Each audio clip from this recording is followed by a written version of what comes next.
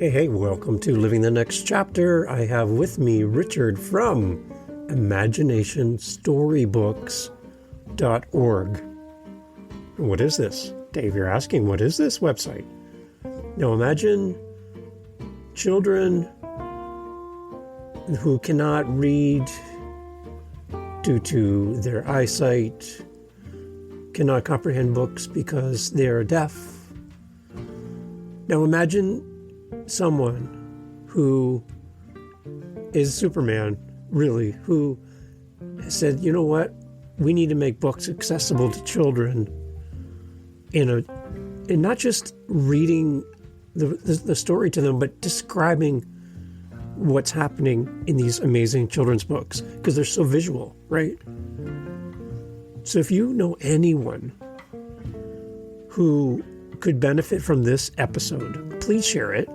And if you are out there and you want to do something amazing to help a child to access great books, you can actually fund the cost of having a book transformed into something that children can use in such a unique way. This is a great episode. And I really, really encourage you to go to the website. Show notes have all the information. You can click the links, go right there, see what they do. You will see some of the most amazing people. And I want to give you a sample before we jump into our episode with Richard today, but I want to give you a little sample of what a book would sound like when it's described to kids in a way that's just amazing. So are you ready for this?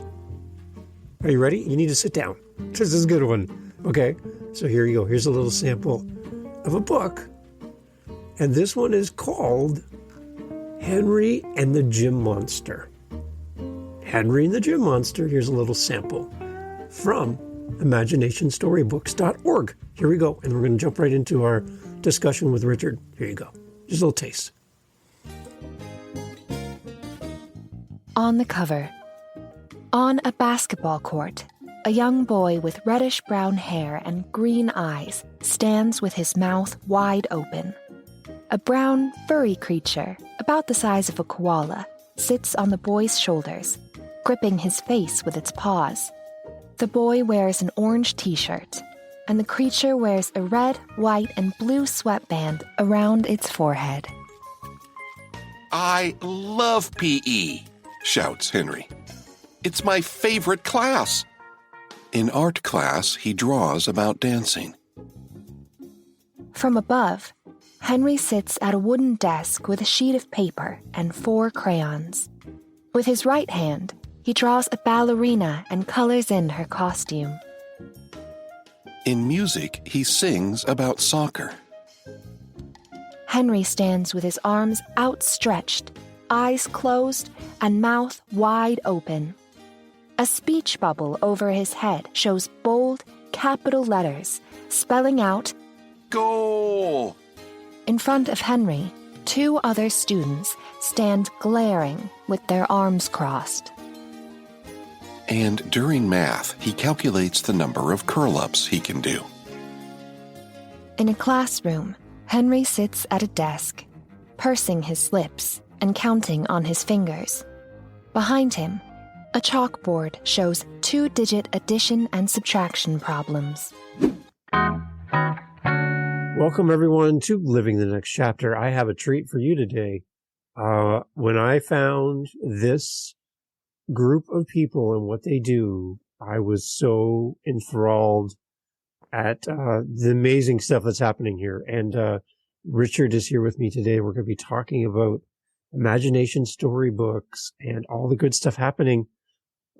I am so excited. We're going to have an example for you today in the podcast so you can hear what we're talking about when it comes to helping people access books in a creative, amazing way. Richard, welcome to the podcast. Nice to have you here. Thank you, David. Great to be here.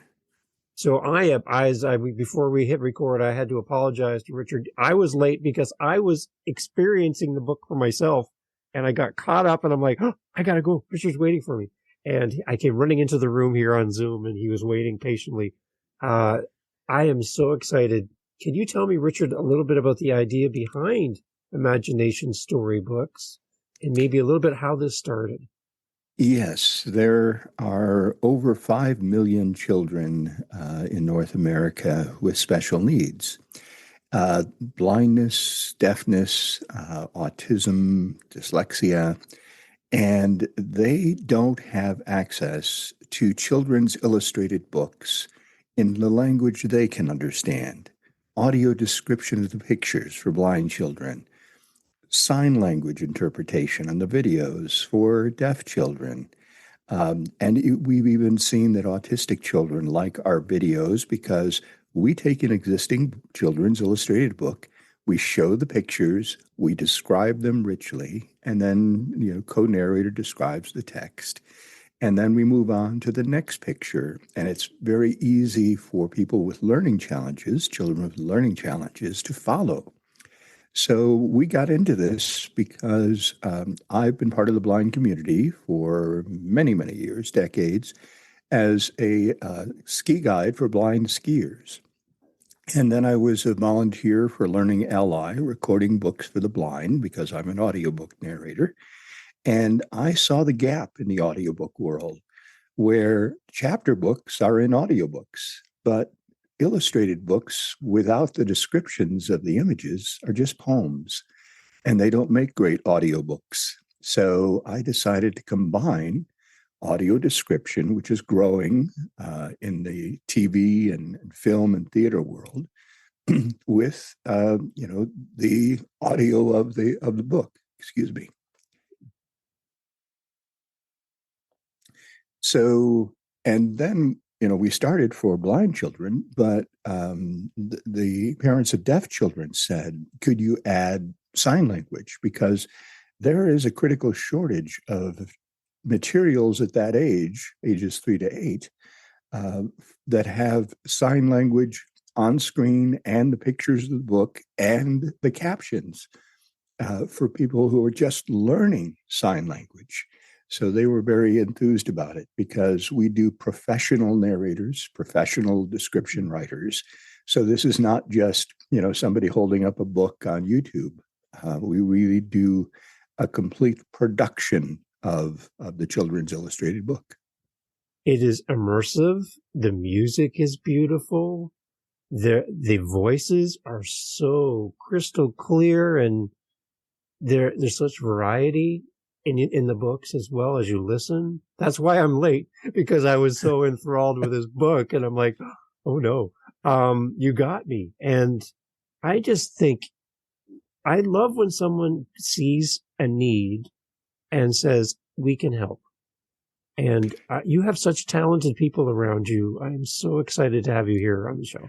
Well, we have an amazing number of volunteers who, from the narrating community, across America and several Canadian narrators too. And 18 of them are blind or low vision voice actors themselves. Wow. Who are narrating these books. So, in the spirit of nothing about us without us, we have blind and low vision voice actors who also donate their time to create these books. What a great resource for parents and children. How many books are available in the library at this current moment? In the Storybooks library, we started with 20 video books and audiobooks. We have 135 completed altogether, and we're putting one more book in the club every week.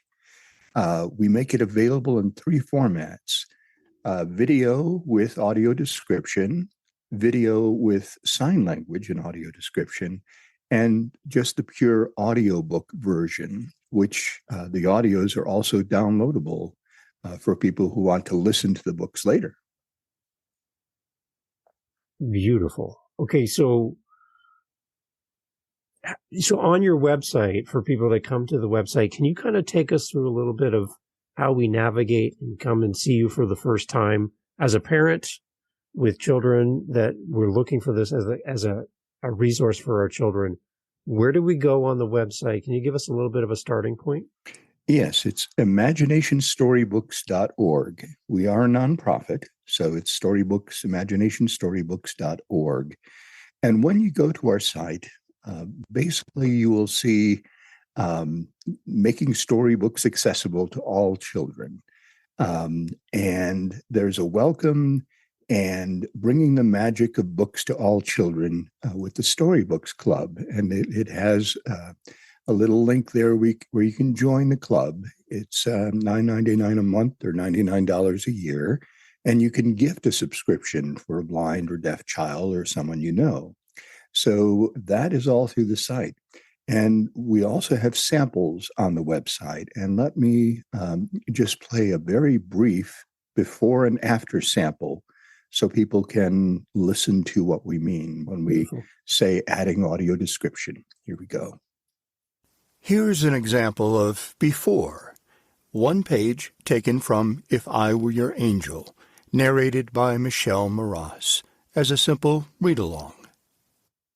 If I were your angel, I'd use my harp to strum you notes both flat and sharp. Fill your ears with joyful song so you can clap and sing along. Now here's the after. We add audio description of the pictures for blind children, captions, and simultaneous American Sign Language interpretation for deaf children. The after is a different experience. If I were your angel, I'd use my harp to strum you notes both flat and sharp. Fill your ears with joyful song so you can clap and sing along. Birds soar above pink-tinged clouds. Music staffs with notes on them float like ribbons in the sky. Seated on a fluffy cloud, a girl reaches out to a bird as it flies past through the blue expanse, chasing a stray note. So that's an example of how we take existing images, and we have professional audio description writers who write for Netflix, HBO, and they love writing the descriptions of the illustrations. And the funny thing is, the authors of these books, because primarily we're dealing with self-published books, and I'll explain why, the authors say, I hear things and see things now that I didn't even know were in my own book. There was a little mouse up on the tree. I didn't notice that before. So it is a different experience. Excellent. So let's talk a little bit about the self-published side of it. How are the books selected and how do they end up in the library at Imagination Storybooks? Well, we are especially emphasizing books that deal with challenges for children.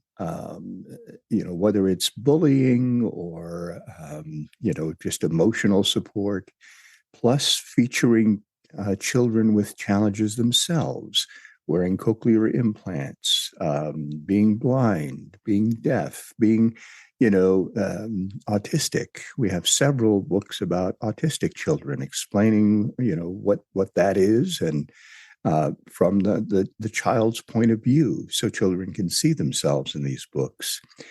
It costs us about $800 American per book to produce, and either we raise the money through donations, or we've done Kickstarter campaigns, or the author can pay and receive a copy of the video and the audio.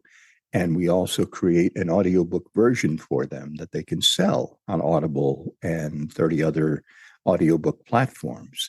So we are out there trying to get as many books produced as possible. We started with the self-published books because I can contact the authors directly, and that seems to be the best way for us to get books quickly. The top 5 publishers in the U.S. I've approached all of them, and they have said, number one, they don't have the rights in their contracts to do a new accessible version of the book. They would have to go back and put a different clause in their contract. And also, they're not sure about the profitability of the accessible versions of the audiobooks. So I've run into some issues convincing the publishers that they should make their books accessible. We have a way around that. With the International Marrakesh Treaty and U.S. copyright law, we have the right to produce an accessible version of any book, as long as we don't sell it. And that's the key, is that we need to give it away for free. And we have spent the money to produce accessible versions of, well, Winnie the Pooh is one of them, the original 1926 book. And also like the Dragons Love Tacos and some of the more popular kids' books out today. We produce our own versions and we make sure we give them away for free, because we also have a free channel at the Described and Captioned Media Program, dcmp.org, funded by the Department of Education here in the U.S. And it's if you qualify, if you have a child who's blind or deaf, you get free access to all of our videos. We have 130 or so up on there already. So we have the free option and the Storybooks Club option. Excellent. Excellent. So this is not just in American English as well, right? You have more languages and you're expanding that as well.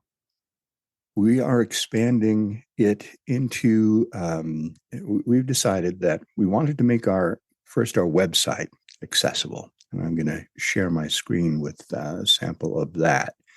We want to make the website accessible in many, many different languages. So let's see if I can get out of there. So what we have is an accessibility toolbar that you can change the usual things, the size of the text, the color. You can change the font to make it easier. But the thing that we have that's pretty unique is you can change the language of the site into 100 different language, Chinese, Dutch. Let's try French Canadian, just to show you that now our site is in French Canadian. That's amazing, Richard. That's amazing. And it also can be read to you. Bienvenue dans les livres d'histoire d'imagination. Découvrez la différence entre un livre et un livre accessible Imagination Storybook. So, and even beyond that, what we're working on now is putting our books into these different languages. And once again, let's do French Canadian here.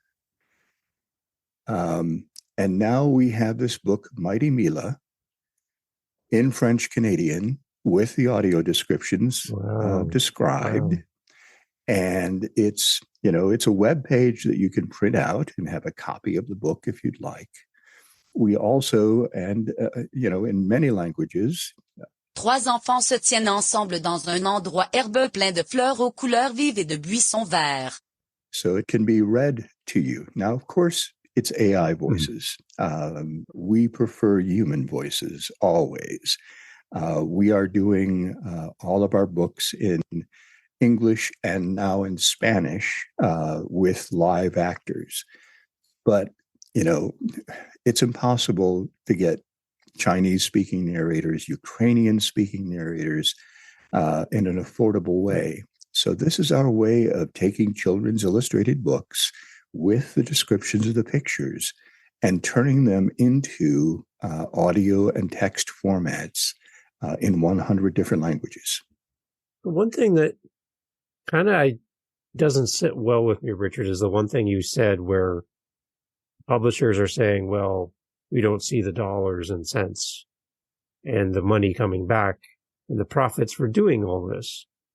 Now, when I go out into the world, I notice curbs that are cut down so that people in wheelchairs can go from street level to sidewalks. I see doorways wide enough for people to come in and go. I see all kinds of accommodation which we all enjoy and benefit from, whether or not we have a disability or a challenge that we face. And it's standard to all of our everyday life. And it's a cost that just seems to happen and is paid for because it benefits everyone. Now, when I hear a publisher say to you that we don't see the dollars and cents to support what you're doing with this amazing work, that doesn't really sit well with me as I listen to those words. I think this needs to be a little bit more accepted and promoted and part of the whole process. I totally agree. And I am going to the Audio Publishers Association conference in next week, actually, in New York City, where I'll be speaking in front of the major audiobook publishers. And I'm accepting a special recognition award for my work in audiobook accessibility. Excellent. So that's my opportunity to say, look, you are creating versions that all children can enjoy. I mean, once you've described the pictures, now, you can put those audiobooks on Audible and kids can listen to them everywhere. Wow. And, we do a podcast too, illustrated audiobooks with the Audiobook Wizard. And of course, I'm the wizard. Wait, you're the wizard? Wait. Yes. Yes. Taken right from Harry Potter, Harry, so good to see you, Harry. I gave your parents their wands. Ollivander at his wand shop. And so I introduce the books every week on our podcast, which has won 2 international awards for best storytelling podcast, actually. So I am showing the publishers that, yes, there's an audience. There is, a reach far beyond the disabled communities. So, we've only been doing this 2 years. So we're kind of new and just showing people how it can be done. Richard, this is outstanding. Like I said, I was lost in the story before our meeting, and it just draws you in as soon as you push play. And I love this so much, and I'm so happy that we can talk about this and share this with people. I can picture so many people, Richard, quickly scrambling for a piece of paper and a pen to write down their contact information or to reach out to you going, Richard, where have you been? I'm so happy you're here, Richard. Like, this is amazing.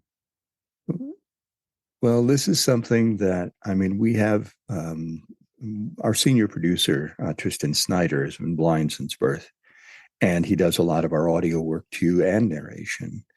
And when we did Winnie the Pooh, he said, I never knew what the Cowardly Lion really looked like.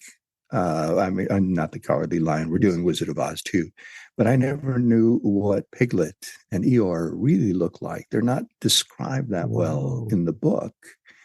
But once we did the audio description of it, and he, for the first time, could see these characters in his mind.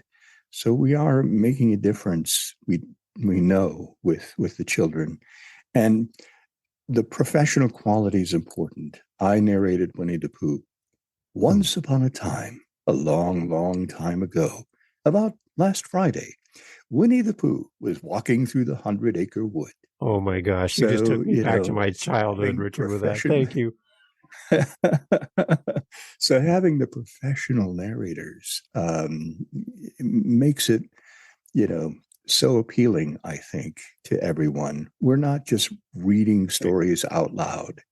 We are telling stories. We are storytellers. Richard, you mentioned on the website we can sponsor a book, or the monthly fee or the yearly fee. Is there a way for an organization that would love to sponsor the actual price of the book being done? Absolutely. And we have it on our website, how to just go. We have a GoFundMe campaign that people can go to and just donate the cost of, the $800 cost of producing the book. And we can, put them in the book as this book was made possible by a donation from. And we do that. And they can even choose the book that they would like to be made accessible. Like you said, Where the Wild Things Are is your favorite book. Yes. Well, we could do the accessible version of that. Now, we can't sell it. Okay, fine. We'll give it away. But if it's the production's paid for, that's fine. And we can make it available to millions of children. There are so many advantages to this. And I love that it's opening the doors to everyone has access. It's not just certain people in certain ways. You and your team are doing such great work to make this available to everyone. I'm speechless. It's amazing. Well, thank you. And I myself am losing my eyesight. I have glaucoma. Still have most of it, but it makes me even more determined to make this happen and make it happen quickly. I've lost my eyesight, but I haven't lost my vision for making children's illustrated books accessible to everyone. And that's more than a tagline. That is the truth, that you have not lost your vision for this, Richard. And again, to your team and the amazing people behind the scenes that are making this all happen, I'd please pass along my thanks, because I'm sure that there's many, many hours in a studio, in a booth, at a mixing console, working on all this and putting heart and love into every episode and every story. And again, hearing you even just do that little bit of Winnie the Pooh, you took me there in a second. So I just love how you're bringing children in and helping them. Well, thank you. It's very rewarding, because we are seeing that we're being recognized in the industry. Our board members are coming in from the American Council of the Blind, the National Association of the Deaf. So we're really, we had to prove ourselves as a small nonprofit coming out of nowhere, but we're reaching that point now where we're getting the legitimacy and the credibility, so that hopefully these publishers will say, okay, show us how to do this, or do it for them, and we can have thousands of children's illustrated books with audio description and with videos, with sign language. And, and the other thing, David, I forgot to mention is we provide Braille files of our books too, downloadable Braille files, so parents of blind children can print out the book in Braille at home. So their children can, have these books in Braille. But only 10% of children who are blind are now learning Braille. 90% are being mainstreamed and are not learning Braille. And that's the National Federation of the Blind statistic. And they are totally dependent upon audio.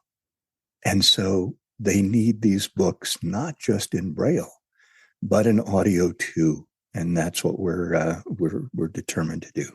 So in addition to supporting financially, and I'm encouraging people listening to do so, whether you have someone in your life that could benefit from this directly or not, you can be a part of the solution and help here.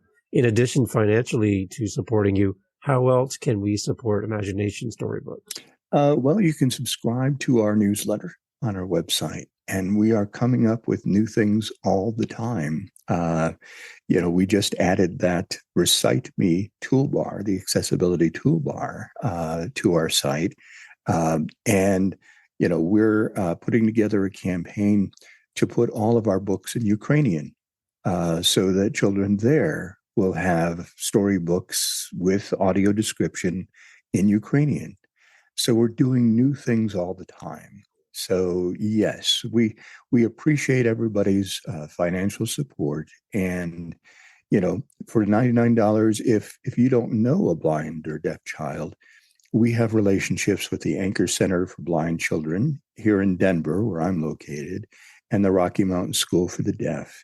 And we give those subscriptions to those children and those parents. We gift them the subscriptions that come in. So even if you don't personally know someone, a family that could benefit from this, we can make sure your donation goes directly to a blind child or a deaf child. I already know the answer to this. I can anticipate the answer to this, Richard. Why is this so important to you personally? Why? You could be doing anything with your life, anything with your talents, your gifts, but you've focused on this. This is your passion. Yeah. Tell me why. What is the big why behind this for you? Well, I loved stories and books and libraries growing up. I grew up in a pretty poor family of 10 kids. So we went off to the library at a very early age, and I just, it just opened up my world so much that I understood all my life that I wanted to read books and I wanted to tell stories.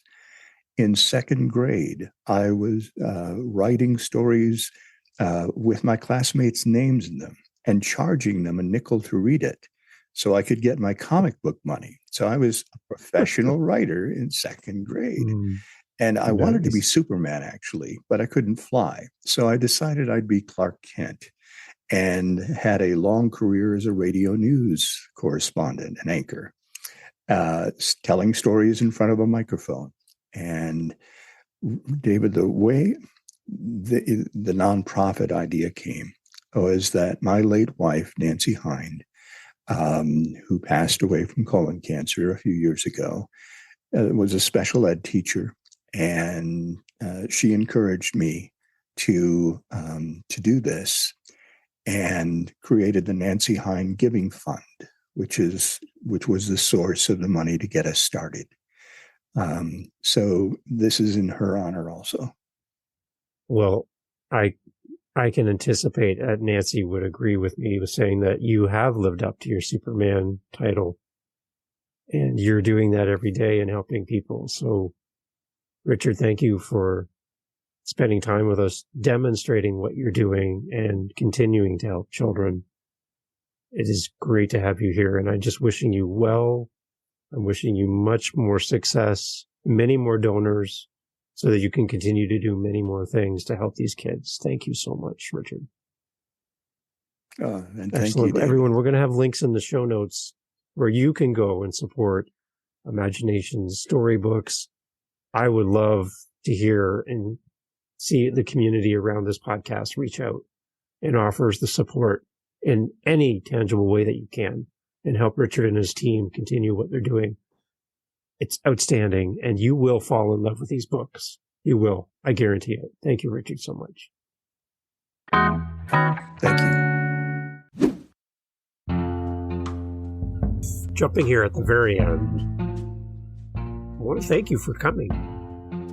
We have listeners around the world, and I got to tell you, as a podcaster, it is so great to hear back from the people who listen to the show. Now, you are still here. The podcast's over. Like, we're sweeping up and putting the chairs away. You're still here. So, hi. I would love to talk to you. No, I really, really would. I would love to hear your voice. I would love to hear from you through email. You can do all that at livingthenextchapter.com.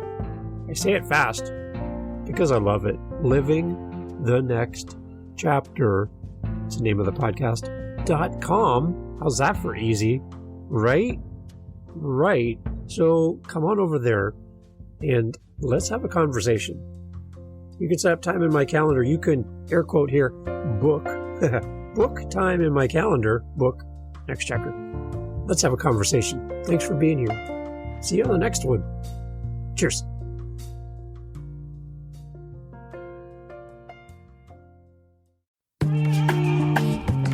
Mindshift Power Podcast, the podcast for teenagers and those who work with them. There's a huge problem in America today. There's a very large disconnect between teenagers and the adults who work with them. I'm looking to bridge that gap with real, raw, honest conversation, not held back by the chains of political correctness. You cannot solve a problem you do not understand. Want to understand teenagers today? Listen to this podcast. This podcast is for teens in the U.S. and Canada. To learn more, go to fatimabay.com/podcast or just look for Mindshift Power Podcast on any listening platform. I look forward to you being a faithful listener.